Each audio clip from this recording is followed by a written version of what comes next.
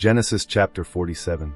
Then Joseph went in and told Pharaoh and said, My father and my brothers and their flocks and their herds and all that they have come out of the land of Canaan, and behold, they are in the land of Goshen.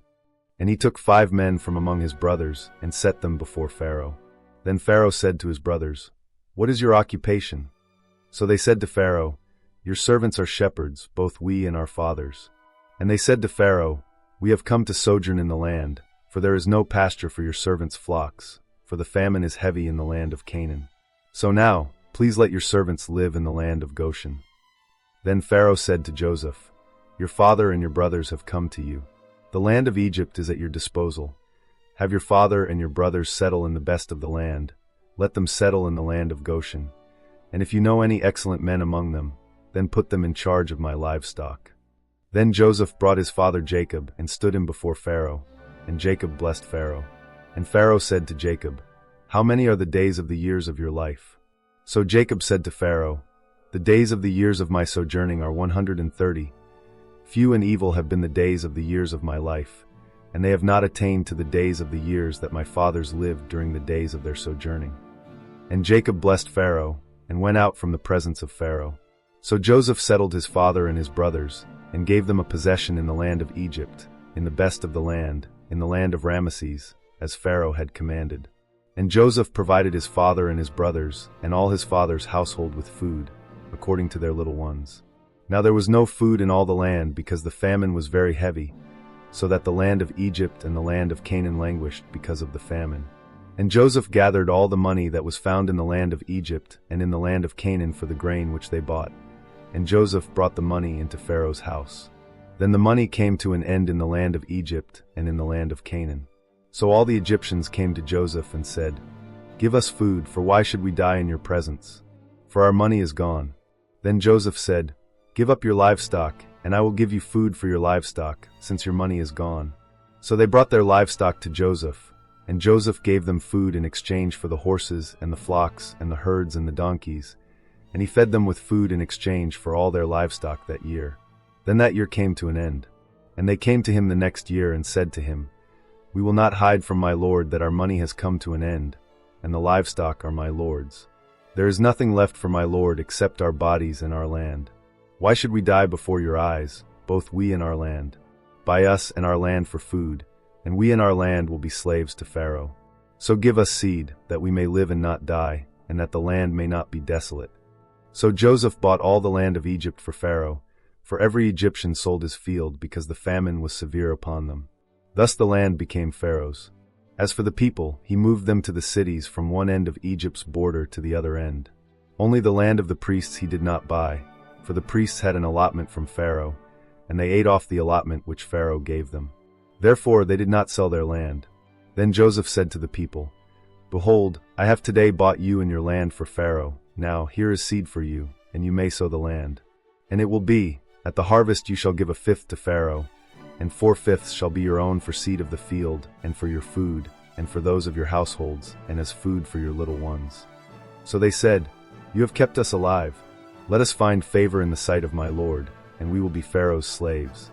And Joseph made it a statute concerning the land of Egypt valid to this day, that Pharaoh should have the 5th.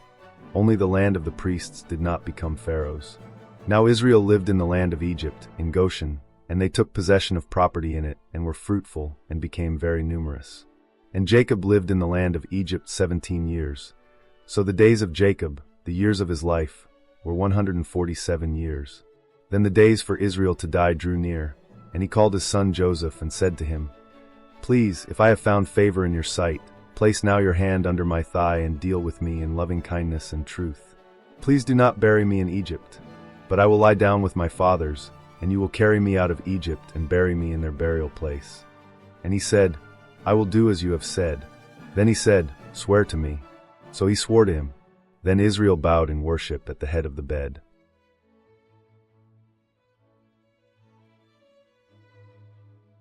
Genesis chapter 48. Now it happened after these things that Joseph was told, Behold, your father is sick. So he took his 2 sons Manasseh and Ephraim with him. Then it was told to Jacob, Behold, your son Joseph has come to you. So Israel strengthened himself and sat up in the bed. Then Jacob said to Joseph, God Almighty appeared to me at Luz in the land of Canaan, and blessed me. And he said to me, Behold, I will make you fruitful and multiply, and I will make you an assembly of peoples, and I will give this land to your seed after you for an everlasting possession. So now your 2 sons, who were born to you in the land of Egypt before I came to you in Egypt, are mine. Ephraim and Manasseh shall be mine, as Reuben and Simeon are. But your kin that have been born after them shall be yours. They shall be called by the names of their brothers in their inheritance. Now as for me, when I came from Paddan, Rachel died, to my sorrow, in the land of Canaan on the journey, when there was still some distance to go to Ephrath. And I buried her there on the way to Ephrath, that is, Bethlehem. Then Israel saw Joseph's sons and said, Who are these? And Joseph said to his father, They are my sons, whom God has given me here. So he said, Bring them to me, please, that I may bless them. Now the eyes of Israel were so dim from age that he could not see. Then Joseph brought them close to him, and he kissed them and embraced them. Then Israel said to Joseph, I never expected to see your face, and behold, God has let me see your seed as well. Then Joseph took them from his knees and bowed with his face to the ground. And Joseph took them both, Ephraim with his right hand toward Israel's left, and Manasseh with his left hand toward Israel's right, and brought them close to him. But Israel stretched out his right hand and laid it on the head of Ephraim, who was the younger, and his left hand on Manasseh's head, crossing his hands, although Manasseh was the firstborn. And he blessed Joseph and said, May the God before whom my fathers Abraham and Isaac walked, the God who has been my shepherd throughout my life to this day, the angel who has redeemed me from all evil, bless these boys, and may my name live on in them, and the names of my fathers Abraham and Isaac, and may they grow into a multitude in the midst of the earth. But Joseph saw that his father set his right hand on Ephraim's head, and it was displeasing in his sight. So he took hold of his father's hand to remove it from Ephraim's head to Manasseh's head. And Joseph said to his father, Not so, my father, for this one is the firstborn. Place your right hand on his head. But his father refused and said, I know, my son, I know. He also will become a people, and he also will be great.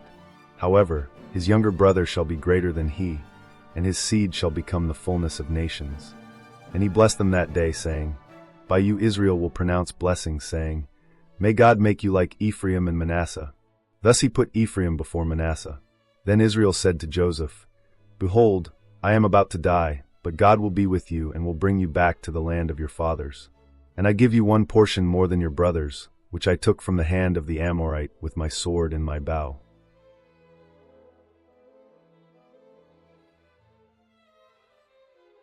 Genesis chapter 49. Then Jacob summoned his sons and said, Gather together, that I may tell you what will befall you in the last days. Assemble together and hear, O sons of Jacob, and listen to Israel your father. Reuben, you are my firstborn, my might and the beginning of my vigor, preeminent in dignity and preeminent in strength. Uncontrolled as water, you shall not have preeminence, because you went up to your father's bed, then you defiled it, he went up to my couch. Simeon and Levi are brothers, their swords are implements of violence. Let my soul not enter into their counsel, let not my glory be united with their assembly, because in their anger they killed men, and in their self will they hamstrung oxen. Cursed be their anger, for it is strong, and their wrath, for it is cruel. I will divide them amongst Jacob, and scatter them in Israel. Judah, as for you, your brothers shall praise you. Your hand shall be on the neck of your enemies. Your father's sons shall bow down to you. Judah is a lion's whelp. From the prey, my son, you have gone up. He crouches, he lies down as a lion, and as a lioness, who dares rouse him up. The scepter shall not depart from Judah, nor the ruler's staff from between his feet, until Shiloh comes, and to him shall be the obedience of the peoples. He ties his foal to the vine, and his donkey's colt to the choice vine. He washes his garments in wine, and his robes in the blood of grapes. His eyes are dark from wine, and his teeth white from milk. Zebulun will dwell at the seashore, and he shall be a shore for ships, and his flank shall be toward Sidon. Issachar is a strong donkey, lying down between the sheepfolds. And he saw that a resting place was good, and that the land was pleasant. So he bowed his shoulder to bear burdens, and became a slave at forced labor. Dan shall render justice to his people, as one of the tribes of Israel. Dan shall be a serpent in the way, a horned snake in the path, that bites the horse's heels, so that his rider falls backward. For your salvation I hope, O Yahweh. As for Gad, raiders shall raid him, but he will raid at their heels. As for Asher, his food shall be rich, and he will yield royal dainties. Naphtali is a doe let loose, he gives beautiful words. Joseph is a fruitful bough by a spring, its branches run over a wall. And the archers bitterly attacked him and shot at him, and they bore a grudge against him. But his bow remained firm, and his arms were agile, from the hands of the mighty one of Jacob. From there is the shepherd, the stone of Israel, from the God of your father who helps you, and by the Almighty who blesses you with blessings of heaven above, blessings of the deep that lies beneath, blessings of the breasts and of the womb. The blessings of your father have surpassed the blessings of my ancestors up to the utmost bound of the everlasting hills. May they be on the head of Joseph, and on the top of the head of the one distinguished among his brothers. Benjamin is a ravenous wolf. In the morning he devours the prey, and in the evening he divides the spoil. All these are the 12 tribes of Israel, and this is what their father spoke to them. So he blessed them. He blessed them, every one with the blessing appropriate to him. Then he commanded them and said to them, I am about to be gathered to my people. Bury me with my fathers in the cave that is in the field of Ephraim the Hittite, in the cave that is in the field of Machpelah, which is before Mamre, in the land of Canaan, which Abraham bought along with the field from Ephraim the Hittite as a possession for a burial site. There they buried Abraham and his wife Sarah. There they buried Isaac and his wife Rebekah, and there I buried Leah. The field and the cave that is in it, purchased from the sons of Heth. So Jacob finished commanding his sons. And he drew his feet into the bed and breathed his last, and was gathered to his people.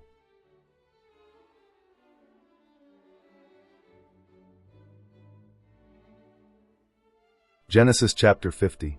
Then Joseph fell on his father's face, and wept over him, and kissed him.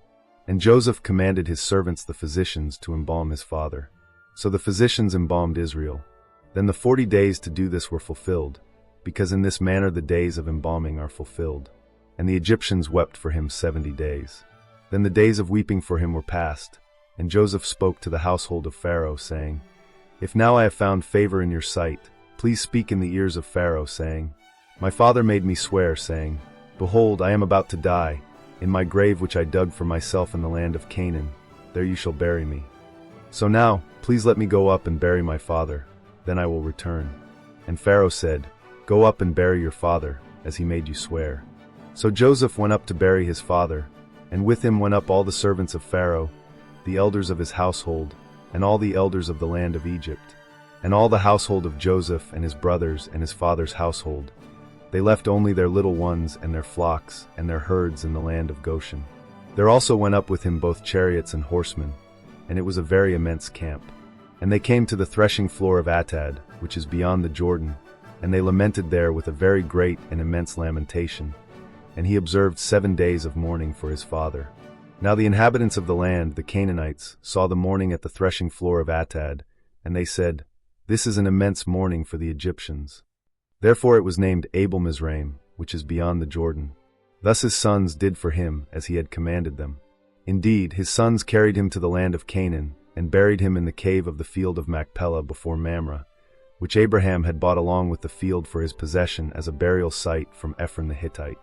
After he had buried his father, Joseph returned to Egypt, he and his brothers, and all who had gone up with him to bury his father. Then Joseph's brothers saw that their father was dead, and they said, What if Joseph bears a grudge against us and returns back to us all the evil which we dealt against him? So they sent a message to Joseph, saying, Your father commanded before he died, saying, Thus you shall say to Joseph, Please forgive, I beg you, the transgression of your brothers and their sin, for they dealt evil against you. So now, please forgive the transgression of the slaves of the God of your father.